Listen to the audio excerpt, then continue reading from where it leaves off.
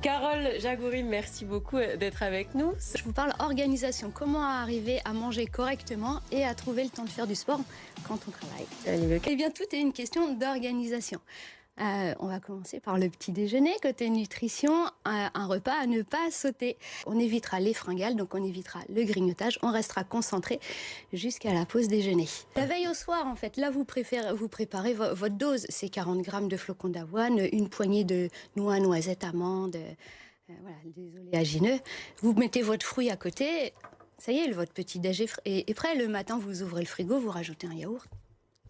Alors, si vous avez faim dans la matinée, choisissez plutôt un fruit avec une poignée d'oléagineux, donc noisettes, noix, comme on disait tout à l'heure, des amandes. Et puis si vraiment vous avez faim, rajoutez un yaourt. Il faut manger en pleine conscience, sinon le cerveau ne se rend pas compte que vous êtes en train de manger. Donc vous ne vous rendez pas compte de la quantité ingurgitée.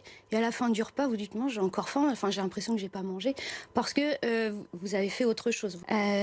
L'idéal, c'est vrai que quand même, ça reste la gamelle. Moi j'adore la gamelle plutôt que manger chez moi, parce que je mange que ce que j'ai apporté. Et quand il n'y en a plus, il n'y en a plus.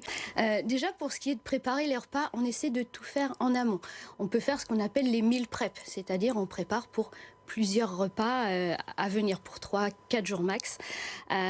Ou alors, moi, ce que j'ai fait, c'est le congélateur, mon meilleur ami.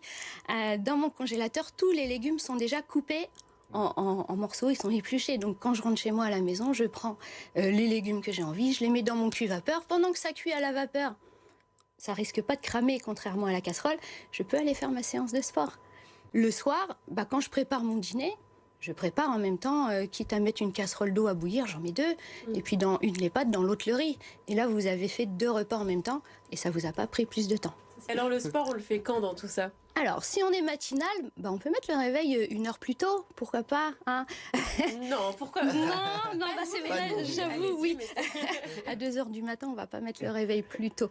Après, tout dépend ce qu'on va considérer être se lever tôt. Moi, je pense que, c'est mon avis personnel, se lever à 6 heures, ça reste une heure tout à fait correcte. Et donc, si...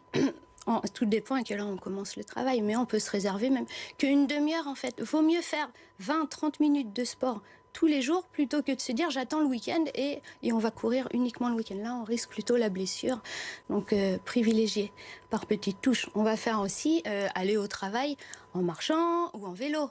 Bon, d'accord, pour ceux qui habitent à la campagne, vous allez me dire, mais moi je vais prendre la voiture, je vais pas me faire 30 bornes.